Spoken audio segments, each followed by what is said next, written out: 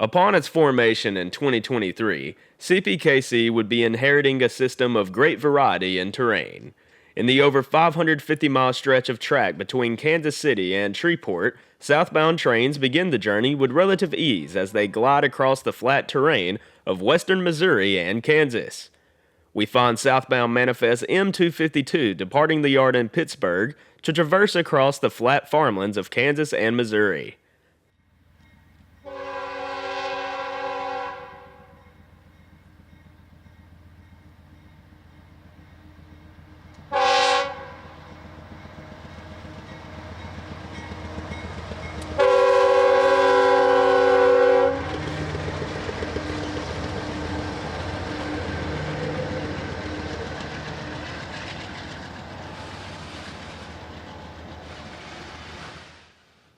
As the railroad continues southward, the plains begin to transition into the Ozark Mountains and later the Ouachita Mountains. Along with these mountain ranges come a series of tough grades along the route. Along the Heavener subdivision, we'll start off in the small Arkansas town of Decatur. While its paint has faded due to the elements, KCS 73D sits idle on display along with the former L&A Caboose 385. This southbound loaded coal train can be heard well before emerging from the shadows of the old EMDF unit. In recent months, there have been several instances of trains stalling in this general area due to less power being assigned to the same size trains as before. We'll dive more into this later on in the video. In this specific stretch of track, the average grade is at 1.43%, and you can tell that these motors are feeling every bit of it.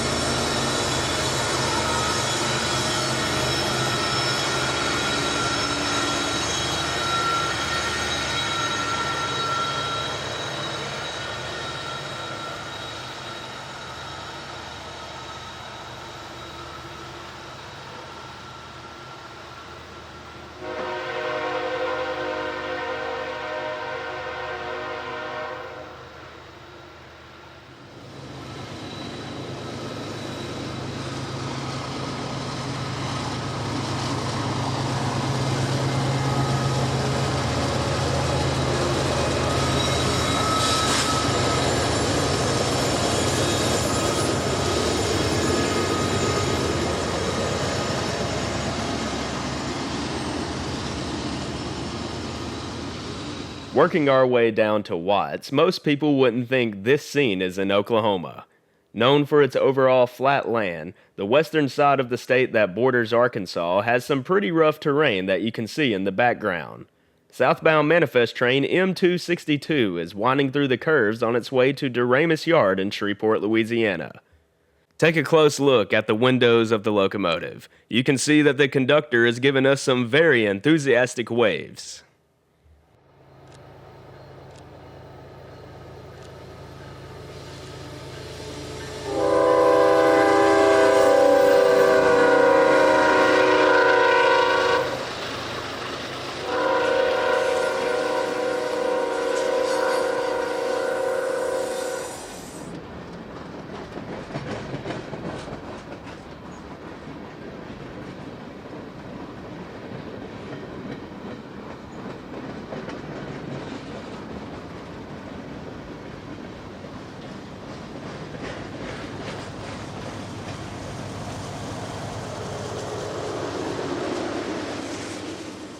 We find a northbound empty tanker train that has just conquered Rich Mountain and its surrounding grades. We are just south of the yard in Heavener, Oklahoma. Q577 is a northbound from Port Arthur, Texas, with a very long way to go until its final destination in Alberta. Behind the pair of CP System Red motors is a 4-pack of bells, more than likely being transferred somewhere to the north in the vast system. Included in the consist is one of the Tier 4 GEVOs of the KCS, the last locomotives to be ordered by the fallen flag.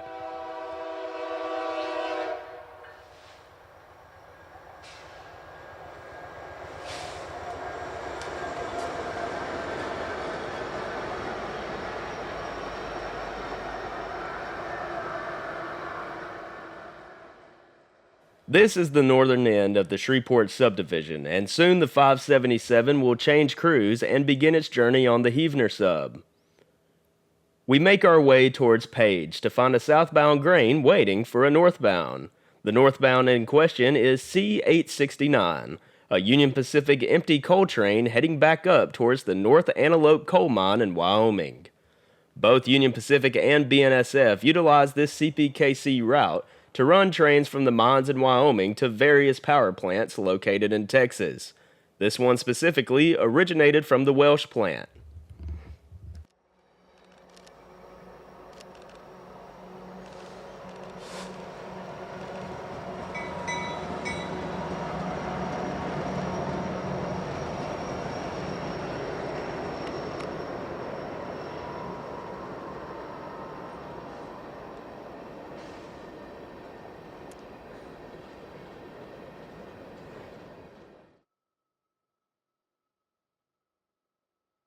Our coal train is clear of the main line, and dispatch is going to give our grain train a clear indication to advance and continue its battle against the upward grade. Kansas City Southern number 4783 is leading this train all the way down to Mexico. Grain traffic between Canada, the United States, and Mexico makes up a significant portion of traffic that CPKC hauls across the continent, supplying countless feed mills, consumers in the food and agriculture industries, and so on.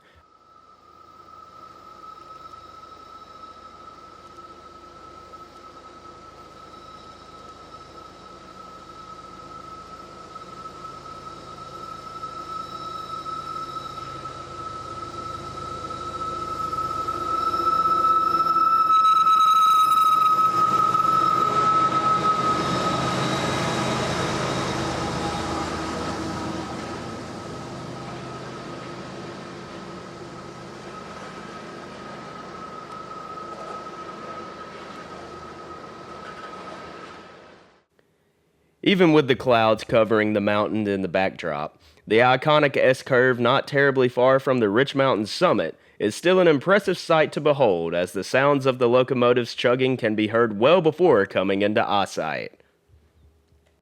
This is one of the most, if not the most iconic shot that the Kansas City Southern system had to offer. This location has been used in promotional materials since the beginning.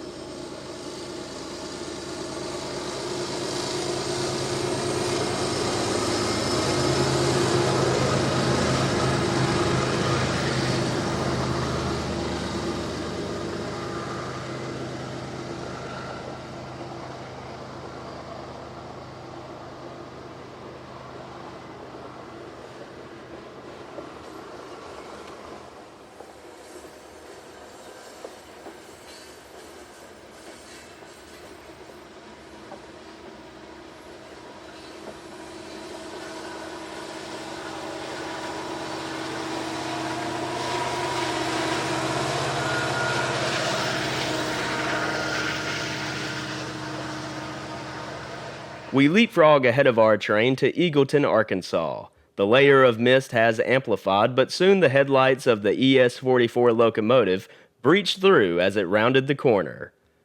Now past the summit, 4783 is now on the downgrade towards Mena and has successfully won its battle against Rich Mountain.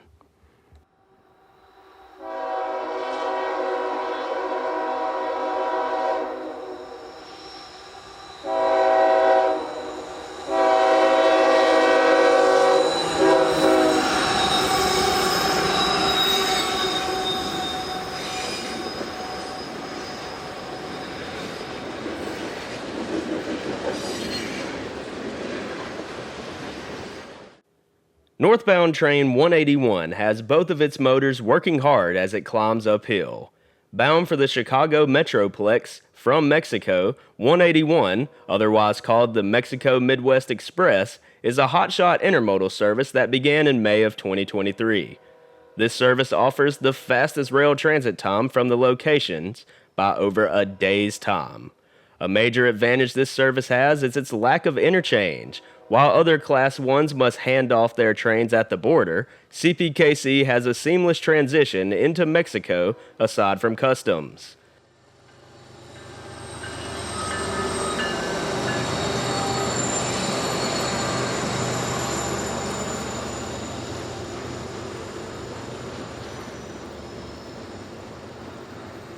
Since its initial launch last year, the MMX has greatly increased its length, with new shippers such as Schneider allocating much of their freight to the railroad.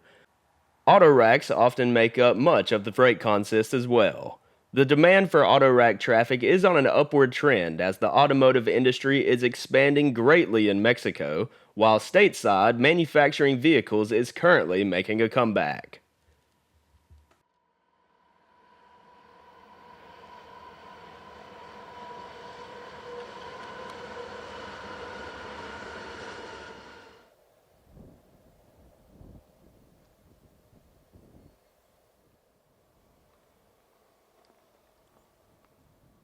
Back at Page, we find another southbound awaiting the MMX. Spotting the DPUs just shy of the curve, this coal train is on the main line, and the MMX will run around it via the siding. It's no surprise that dispatch tries to keep this hotshot from any delay at all cost. You'll rarely see this train in the siding, but later on in the video, you'll see a unique situation where it does.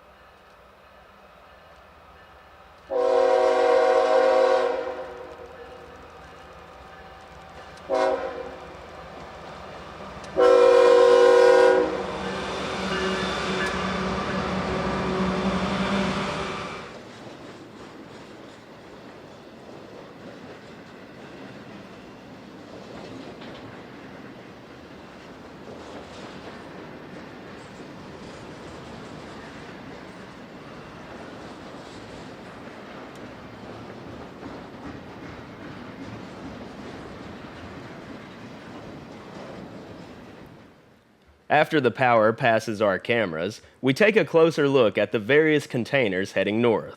We see the large amounts of those bright orange 53-foot containers that ship freight for the logistic giant Schneider National.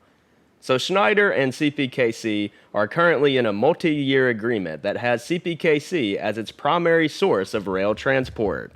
And coming up next is our large cut of auto racks. As the tail end approaches, the coal train is seen slowly moving out of frame as the main line currently belongs to it over Rich Mountain and beyond. We'd elect to follow it south and part ways with today's hotshot intermodal.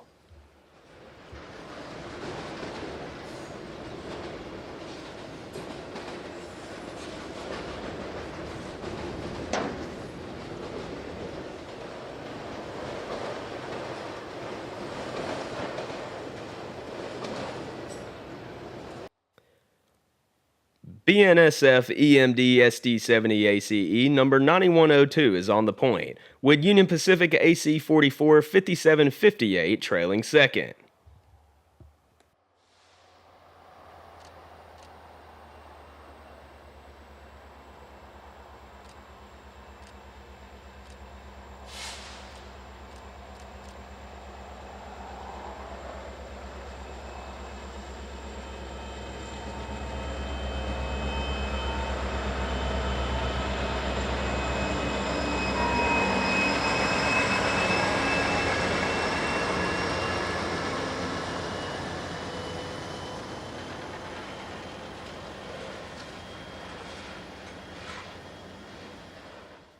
At the grade crossing located in Rich Mountain, the coal has reached the summit.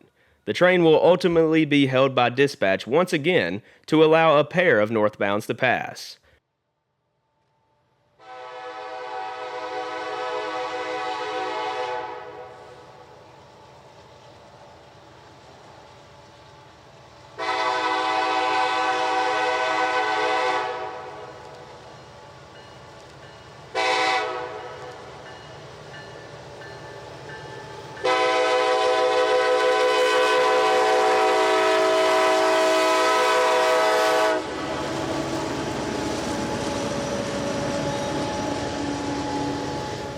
Our game plan was to intercept the first northbound in Mena, but ultimately we wouldn't make it as far as we planned, as the BNSF haulage right tanker train raced over the Washita River.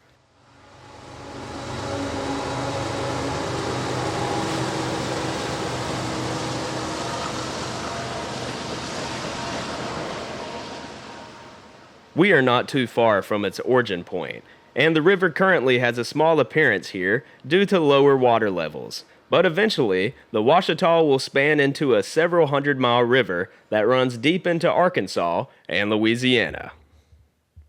We managed to beat the second northbound to Mena and set up by the old KCS depot.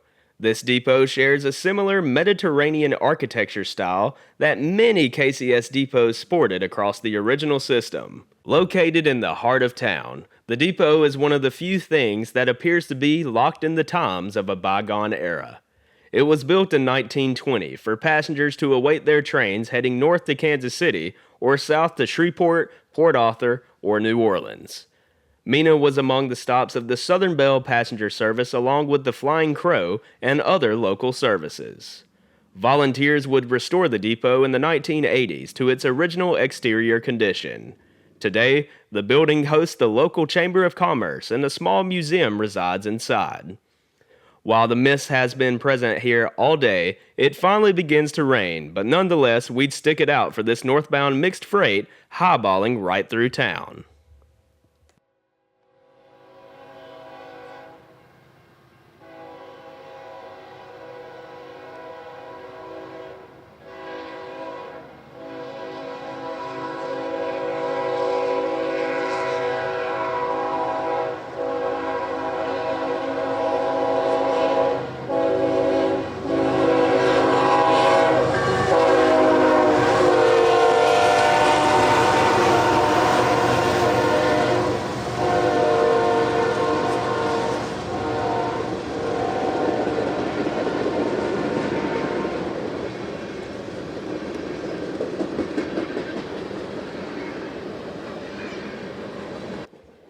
Mena can be an absolute nightmare to get through thanks to its traffic, so keep that in mind if you ever find yourself out here chasing trains. We managed to catch up on the straightaway north of the summit as the manifest glides down the grade. We'd follow this manifest most of the way back to Heavener in the rain to wrap up our day.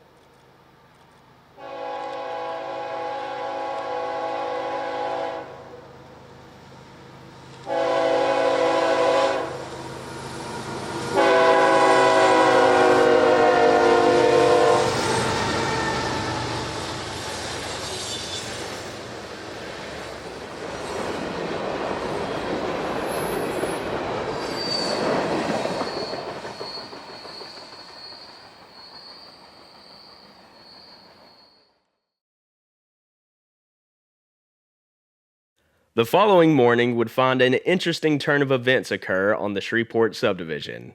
At Blue Cut, a gray AC-44 and a Bell locomotive are assisting a BNSF coal train topple the grades that approach Page.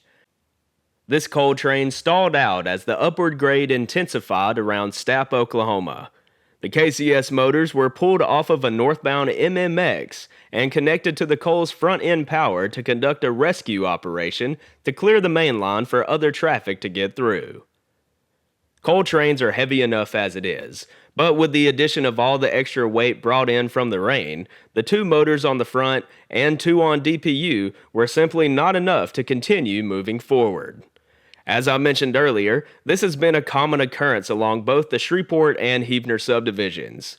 This exact same coal train stalled about 150 miles north of here the night before. And unfortunately, this is not a rare occurrence. This has been a regular theme in the recent months.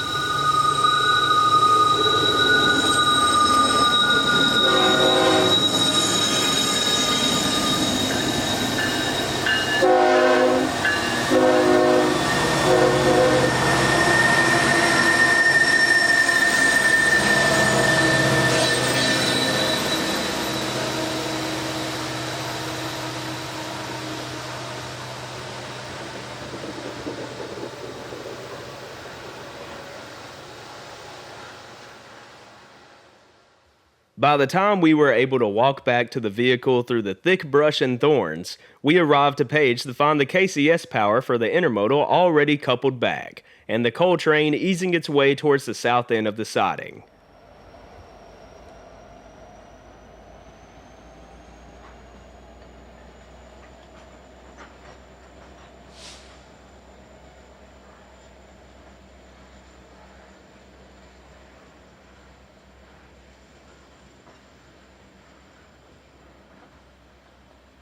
Dispatch would order the train to hold there to avoid another blockage on the main line. Until dedicated power could be sent, other trains could utilize the siding to run around the coal. It's not just coal trains having issues along this route. It's also mixed freight, loaded grains, and even the steam excursion from the previous summer has had difficulties crossing through here.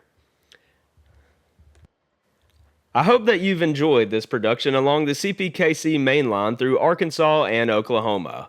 While the rain and train issues were very present, it was a good time meeting with several friends from all over for our annual Rich Mountain meetup. For more rail content on CPKC and other railroads, please consider leaving a like down below and subscribe if you haven't already. Until the next time, my friends, I will be seeing you somewhere out there along the rails, and as always, thanks for watching.